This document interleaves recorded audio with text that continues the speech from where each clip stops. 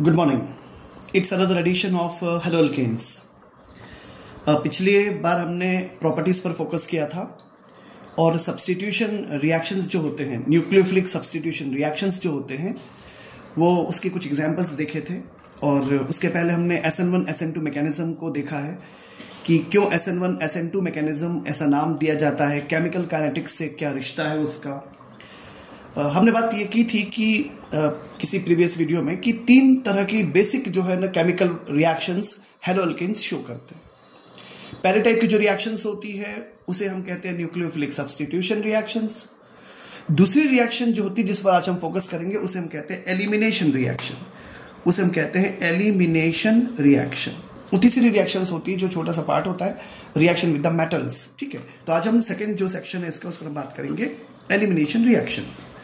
ध्यान दीजिएगा कि अल्काइल हैलाइड्स जो होते हैं ना उसमें डीहाइड्रोहेलोजनेशन होता है। देखो क्या होता है, अगर आप कहीं पर हाइड्रोजन जोड़ोगे तो उसे बोलोगे आप हाइड्रोजनेशन। ठीक है, कहीं पर अगर आप हेलोजन जोड़ोगे, हेलोजन मतलब एक्स को जोड़ोगे, ऐड करोगे, तो उसे बोलते हैं halogenation. Am I clear? Similarly अगर आप हाइड्रोजन को रिमूव करोगे तो उसे हम बोलेंगे डीहाइड्रोजनेशन। अगर आप कहीं से हेलोजन को रिमूव करोगे तो आप उसे बोलोगे डीहेलोजनेशन। अच्छा, कहीं पर अगर आप हाइड्रोजन और हेलोजन दोनों को जोड़ोगे तो उसे हम बोलेंगे हाइड्रोहेलोजनेशन। और डेफिनेटली अगर आप हाइड्रोजन और हेलोजन दोनों को रिमूव करोगे तो हम उसे बोलेंगे डीहाइड्रोहेलोजनेशन। तो ये कंसेप्ट हमें पढ़ना होगा, डीहाइड्रोहेलोजनेशन का मतलब इसमें हाइड्रोजन भी डिपार्ट होगी और हेलोजन भी। ठीक है, तो ये सिंपल सी कहानी। इस कहानी को बीटा एलिमिनेशन भी कहते हैं। आपको बहुत अच्छे से पता है कि जिस कार्बन पे फंक्शनल ग्रुप सपोज है, मान लो कि X लिखा मैंने, ठीक है, इस कार्बन को हम कहते हैं अल्फा कार्बन और इसका नियर बाई जो कार्बन होता है उसे हम कहते हैं बीटा कार्बन।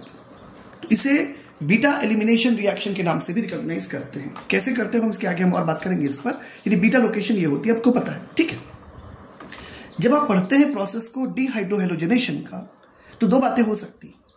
पहली कहानी ये हो सकती है कि ये जो X है, यानी जो कि फ्लोरीन है, क्लोरीन है, ब्रोमीन है, आयोडीन है, ये टर्मिनल पोजीशन पे हो।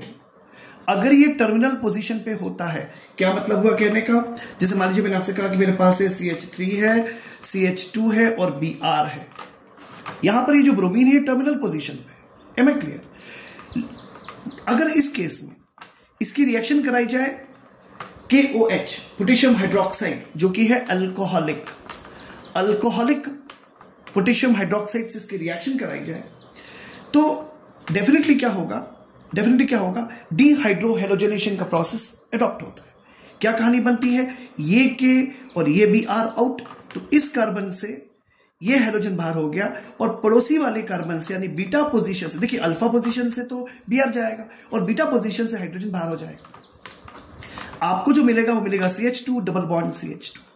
Am I clear? And this is the major product. यही होता है major product. This is the major product. Repeat कर रहा हूं कि इस कहानी में जब आप टर्मिनल हाइड्रोजन देखते हैं, देखिए फिर से टर्मिनल हाइड्रोजन नहीं, हेलोजनेशन, CH3 है, CH2 है, CH2 है, Br है। इस बार ये Br फिर टर्मिनल पे है, तो इस केस में क्या होगा, केवल आपको एक ही मेजर प्रोडक्ट मिलेगा, यानी एक ही प्रोडक्ट बनेगा, वही मेजर प्रोडक्ट होगा। Am I clear? यानी सिंगल रिएक्शन होती है। ऐसे रिएक्शन को हम कहते हैं सिंगल डायरेक्टेड रिएक्शन होती है। यहां क्या होगा, इस कार्बन पे ये Br है, यहां से बाहर हो जाएगा, इसे पड़ोसी जो कार्बन है, ऑफ कोर्स ये है बीटा कार्बन, इसके हाइड्रोजन का यहां से एलिमिनेशन होगा, हमें मिलेगा CH3 CH double bond CH2, इकलौता प्रोडक्ट मिलेगा। फिर से कह रहा हूं, ये यूनिडायरेक्शनल प्रोसेस होती है, यानी एक पर्टिकुलर प्रोडक्ट के ऊपर भी कॉन्सेंट्रेट होती है, एक पर्टिकुलर प्रोडक्ट पे ही कॉन्सेंट्रेट होती है। Am I clear? लेकिन मान लीजिए ऐसी कंडीशन नहीं हो, यानी टर्मिनल पोजीशन पर हेलोजन नहीं है, तो सेकंड केस होता है जब टर्मिनल पोजीशन पर हेलोजन नहीं होता, इन बिटवीन कहीं होता है, तो ऑफ कोर्स आप समझ रहे होंगे। जैसे मैं आपसे एग्जांपल कोट करूं, CH3 है, CH है, Br है और CH3 है।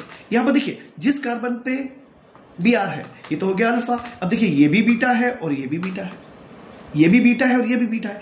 तो अब इसमें तो सिमेट्रिसिटी है, नॉन सिमेट्रिकल खेल क्या हो सकता है, CH3 CH2 CH Br CH3। ध्यान से देखिएगा, ये अल्फा हो गया, अब ये बीटा कार्बन है, ये भी बीटा कार्बन है, तो एलिमिनेशन इससे भी होगा और इससे भी होगा। इस केसेस में हमको मल्टीपल डेरिवेटिव मिलते हैं। ये सच है कि एक कोई डेरिवेटिव ऐसा होता है, एक प्रोडक्ट ऐसा होता है जो मेजर होता है, दूसरा जो डेरिवेटिव होता है वो माइनर होता है। लेकिन इस केस में देखिए, इसके पहले वाले केस में हमने पढ़ा जब टर्मिनल पोजीशन पर हाइड्रोजन होगा तो आपको केवल एक ही डेरिवेटिव मिलेगा, चाहे वो सिमेट्रिकल हो चाहे वो नॉन सिमेट्रिकल का केस होता है। Am I clear? इस केस में अगर टर्मिनल पे होगा, लेकिन अगर मान लीजिए ऐसी कंडीशन बनती है कि बीटा हमारे पास चॉइस है, बीटा देखिए इस बीटा कार्बन पे क्या है, 2 हाइड्रोजन है, इस बीटा कार्बन पे 3 हाइड्रोजन है, तो ऐसी कंडीशन में सेटजेफ रूल लगता है। एक रशियन केमिस्ट थे, साइंटिस्ट थे, अलेक्जेंडर ज़ेटसेव, इनका नाम था अलेक्जेंडर ज़ेटसेव। ये रशिया में थे, अगर मैं गलत नहीं हूं तो 1875 में ये सेटजेफ रूल आया था। और जो रूल आया उसे हम कहते हैं सेटजेफ रूल, इसे हम कहते हैं SAYTZEFF एलिमिनेशन। इसे कहा जाता है सेटजेफ एलिमिनेशन। इसे कहा था मतलब जब एलिमिनेशन होगा उसे बोलते हैं सेटजेफ एलिमिनेशन। तो कंसेप्ट क्या है उसका, हमें वो सीखना है कि कैसे सेटजेफ एलिमिनेशन होगा। मैं फिर से एक बात दोहराता हूं, 2 बातें बन सकती हैं, या तो जो हेलोजन है वो टर्मिनल पोजीशन पे है, अगर हेलोजन टर्मिनल पोजीशन पे होगा तो वन डायरेक्शन प्रोसेस होगी, केवल एक डेफिनेट डेरिवेटिव बनेगा। इस केस में आपके पास बीटा में कोई चॉइस नहीं होती, आपके पास इकलौता बीटा अवेलेबल होता है। लेकिन कभी ऐसा हो कि आपके पास बीटा में चॉइस अवेलेबल हो तो 2 बातें होती हैं, वेदर सिमेट्रिसिटी और नॉट। इस केस में देखिएगा, इस केस में 2 बीटा है पर दोनों बीटा एक जैसे हैं। इस कार्बन पे भी 3 हाइड्रोजन, इस कार्बन पे भी 3 हाइड्रोजन, यानी कोई चॉइस नहीं है आपके पास, ऑब्वियसली, ठीक है ना, क्योंकि प्रोडक्ट एक जैसा है। लेकिन अगर नॉन सिमेट्रिकल हो गया उस केस में क्या हो गया, इस बीटा के पास 3 हाइड्रोजन, इस बीटा के पास 2 हाइड्रोजन, तो ऐसी कंडीशन में जब आप एलिमिनेशन करते हो तो आपको अलेक्जेंडर ज़ेटसेव का जो रूल होता है, अलेक्जेंडर ज़ेटसेव नाम है, 1875 का रूल है, उसे कहते हैं ऑफ कोर्स सेटजेफ एलिमिनेशन। इसे कहते हैं सेटजेफ एलिमिनेशन। ये रूल क्या कहता है उसे ध्यान से देखिएगा। यहां पर मैं रिपीट कर रहा हूं कि एक प्रोडक्ट बनेगा मेजर और एक प्रोडक्ट बनेगा माइनर। एक डेफिनेट डायरेक्शन का प्रोसेस नहीं होता है, इसमें एक मेजर और एक माइनर होगा।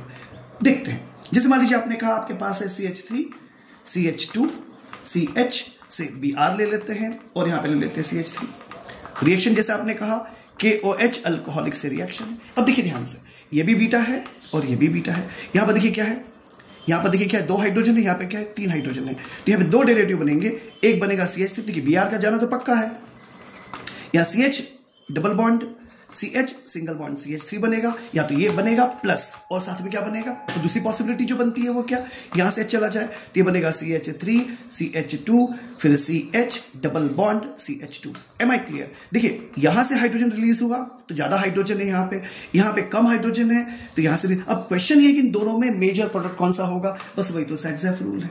ऑफकोर्स इस केस में क्या होगा कि 2 ये जो दिख रहा है this will be the major product. इसकी जो यील्ड होता है अप्रोक्सीमेटली, ये B2 है, ये होता है 81% के आसपास ये बनता है और रिमेनिंग यानी 19% के आसपास ये बनता है। तो मेजर प्रोडक्ट ये होगा माइनर। बस ये आपने रूल सीख लिया होगा। क्या सीखा आपने, उस बीटा कार्बन से हाइड्रोजन रिलीज होगा जिसके पास कम हाइड्रोजन होंगे। मतलब सिंपल सी कहानी में यहां पर 2 हाइड्रोजन थे, यहां 3 हाइड्रोजन थे, यहां से रिलीज होगा जहां पर कम हाइड्रोजन अवेलेबल होंगे। मतलब whenever you are likely to perform the concept for what you can speak now the dehydrohalonation, तो ऑफकोर्स हेलोजन का रिमूव होना तो डेफिनेट है, लेकिन बीटा उस बीटा कार्बन से हाइड्रोजन रिलीज होगा जिसके पास कम हाइड्रोजन होंगे। इसे कहा जाता है सेटजेफ एलिमिनेशन, इसे कहते हैं सेटजेफ एलिमिनेशन। आई होप कि आपको समझ में आया होगा। इसके पैरेलल एक और होता है जो फ्लोरो कंपाउंड्स में होता है, वो लास्ट में उस टॉपिक को टच करेंगे, उसे कहते हैं हॉफमैन एलिमिनेशन। तो ये जो एलिमिनेशन होता है ये तो सिंपल एलिमिनेशन है, वो भी होता है, वो होता है पर्टिकुलरली फ्लोरो कंपाउंड्स में, और वो होता है एलिमिनेशन फ्लोरीन के लिए हॉफमैन एलिमिनेशन का प्रोसेस, क्योंकि वो इस बात पर डिपेंड नहीं करता कि हाइड्रोजन कम या ज्यादा है, वो डिपेंड करता है एसिडिटी पर, वो हम बाद में बात करेंगे। तो फिलहाल ये सिंपल सी कहानी है। आई होप यू अंडरस्टैंड। ये जाएगा, अच्छा ये ध्यान रखिएगा, मेजर प्रोडक्ट मच स्टेबल, ये ज्यादा स्टेबल होगा, ये लेस स्टेबल होगा, ये दिमाग में रखिए। एक दो छोटी छोटी बातें और करते हैं, शायद आपको ये समझ में आएगा, क्योंकि सिस और ट्रांस का फॉर्मेशन ऐसे मिलेगा आपको, है ना। ध्यान रखिएगा कि सिस ट्रांस जो आइसोमेरिज्म होती है वो सेटजेफ प्रोडक्ट्स में हमको दिखाई देती है। सेटजेफ प्रोडक्ट मतलब सेटजेफ रूल अप्लाई करने के बाद बने हुए। Am I clear? देखिए एक बार फिर से इस पर बात करते हैं। सपोज CH3 है, CH है, मान लो यहाँ पे मैंने लिख दिया Br, यहाँ लिख दिया CH2, यहाँ लिख दिया CH3 और यहाँ ले लिया KOH अल्कोहलिक, और मैंने यहाँ पे लिख दिया, देखिए यहाँ से HBr हमको एलिमिनेट करना है, ठीक है ना, हम यहाँ से एलिमिनेट करना है, तो यहाँ पे if you permit me let me right here minus HBr, हटा दिया यहाँ से। अब HBr हट गया तो देखिए ध्यान से CH3CH double bond CH CH3 देखा होगा आपने, दिस इज ट्रांसवर्शन है, ये ब्यूट टू इन का ट्रांस फॉर्मेट है ज्योमेट्रिकल आइसोमेरिज्म, और ये है CH3C डबल बॉन्ड C, फिर यहाँ पे CH3, यहाँ पर H, यहाँ पर H, और ये क्या है, इसका सिस फॉर्मेट है। ध्यान रखिएगा इसमें दो derivative plus CH3 CH2 CH double bond CH2, मतलब आपको जान के अच्छा लगेगा इसमें तीन तीन डेरिवेटिव बनने वाले हैं, तो ऐसे क्वेश्चन कॉम्पिटिटिव एग्जामिनेशन के लिए काफी इंपॉर्टेंट होते हैं। ध्यान दीजिएगा एक प्रोडक्ट ये रहेगा, ये मेजर है, ट्रांस प्रोडक्ट है, ये ब्यूट टू इन है, ऑफ कोर्स 2 ब्यूटीन कह सकते हैं, ब्यूट टू इन है, ये 71% आएगा, और ये जो दिख रहा है आपको सिस फॉर्मेट ये अप्रोक्सीमेटली 10% आएगा, और ये हो गया 81 मतलब ये आएगा 19, तो ये 19% बनेगा ब्यूट 1 इन। तो ध्यान दीजिए ब्यूट 1 इन, तो ऑर्डर जो बना मैक्सिमम बनेगा दिखेगा ट्रांस, उससे कम बनेगा ऑफ कोर्स ये 1 इन वाला, और उसके बाद बनेगा क्या, सिस प्रोडक्ट। तो ये सिंपल सी कहानी होती है। तो ये जो आपको इनको बोला जाता है आमतौर पर सेटजेफ प्रोडक्ट या Saytzeff derivatives. Am I clear? ये सिंपल सी कहानी। एक और बात करते हैं कि what is the ease of dehydrohalogenation. Ease of मतलब आप ये समझ रहे हो कि हेलोजन भी रिमूव हो रहा है, और हमने ये भी देखा कि कैसे बीटा कार्बन से हाइड्रोजन का रिमूवल होगा सेटजेफ रूल से। तो क्वेश्चन उठता है कि कौन सा फास्टर होगा, मतलब जब डिहाइड्रोहेलोजनेशन होगा तो किसमें ज्यादा फास्ट होगा। देखिए मैं कुछ मल्टीपल एग्जांपल्स लेता हूं। मैंने कहा CH3 CH2Cl, आपको पता है ये अल्फा है, ये बीटा हो गया। इस केस में क्या बनेगा, यहां से Cl जाएगा, ये हो जाएगा CH2 double bond CH2। Am I clear? ध्यान दीजिएगा ये लीस्ट इजीली फॉर्म है, ये लीस्ट इजीली फॉर्म्ड डेरिवेटिव है, लीस्ट इजीली फॉर्म। अच्छा अगर ऐसे किया जाए CH3 है, CH है, Cl है और CH3 है, और फिर एक बार वही कहानी है, अल्कोहलिक KH की कहानी है, अल्कोहलिक KH में ही तो हो रहा है, तो ऑफकोर्स यहाँ क्या बनेगा, यहाँ बनेगा CH3CH CH3CH double bond CH2। ये क्या होगा, ये more easily formed, this is more easily formed. I hope you understand. जिस कार्बन पे फंक्शनल ग्रुप वो एक कार्बन से जुड़ा है, ये प्राइमरी का केस है। जिस कार्बन पे फंक्शनल ग्रुप है वो 2 कार्बन से जुड़ा है, ये सेकेंडरी का केस है। Similarly you may ask for suppose मैंने लिखा CH3C, यहाँ लिखा Cl, यहाँ लिखा CH3, यहाँ लिखा CH3, डेफिनेटली ये 3 डिग्री का केस हो गया, टर्सरी का केस हो गया। जब ये रिएक्शन करेगा KH के साथ, अल्कोहलिक के साथ, तो क्या होगा CH3C, फिर यहाँ आएगा CH3, यहाँ से Cl गया, यहाँ से H गया, तो डबल बॉन्ड CH2। ये होगा मोस्ट इजीली फॉर्म्ड। क्या सीखा आपने, ईज ऑफ प्रोसेस क्या है, वो है tertiary is greater than secondary is greater than primary for dehydrohalogenation. I hope कि आपको समझ में आया है अच्छे से कि किस तरह से बीटा एलिमिनेशन प्रोसेस होती है। अब जो मैंने आपसे पहले आपसे कहा था, एक बार फिर से बात कर रहा हूं इस कहानी पर, ध्यान से देखिएगा, एक एग्जांपल देकर के अपनी बात को कहने की कोशिश करूंगा। ये थोड़ा सा लीक से हटके है, इसे कहते हैं Hofmann, HOFFMANN elimination. Particularly fluorine compounds में, यानी हम ऐसा बोल सकते हैं कि अल्काइल फ्लोराइड्स जो होते हैं उसमें जो ओरिएंटेशन ऑफ एलिमिनेशन होता है that is not govern by the stability of the alkene being of course formed. Am I clear? Saytzeff rule पर डिपेंड नहीं करता। देखिए सेटजेफ रूल ये कहता है कि वो बनेगा जिसकी स्टेबिलिटी ज्यादा होगी, मेजर प्रोडक्ट वो होगा जिसकी स्टेबिलिटी ज्यादा होगी, वो सेटजेफ रूल कहता है। हॉफमैन ऐसा नहीं कहता, हॉफमैन कुछ और कहता है, उसमें हम थोड़ा सा एग्जांपल से बात करते हैं। देखिए मान लीजिए मेरे पास है CH3 CH2, तो इसको मैंने H अलग लिख दिया ऐसे, यहां लिख दिया CH, यहां पे लिख दिया फ्लोरीन, यहां पे मैंने लिखा CH2 और जानबूझ के लिखा मैंने H। एक्चुअली CH3 है, मुझे हाइड्रोजन हटाना है, इसलिए आपको एक्सप्लेन करने के लिए मैंने ऐसे कर दिया, ठीक है। अब देखिए आपको पता अच्छी तरह से ये फ्लोरीन है, इस पे अल्फा, ये क्या है बीटा, ये क्या है बीटा। M I clear? देखिए इसके ऊपर CH2 मतलब इस बीटा पे 2 हाइड्रोजन है और इस बीटा पे 3 हाइड्रोजन है। Am I clear?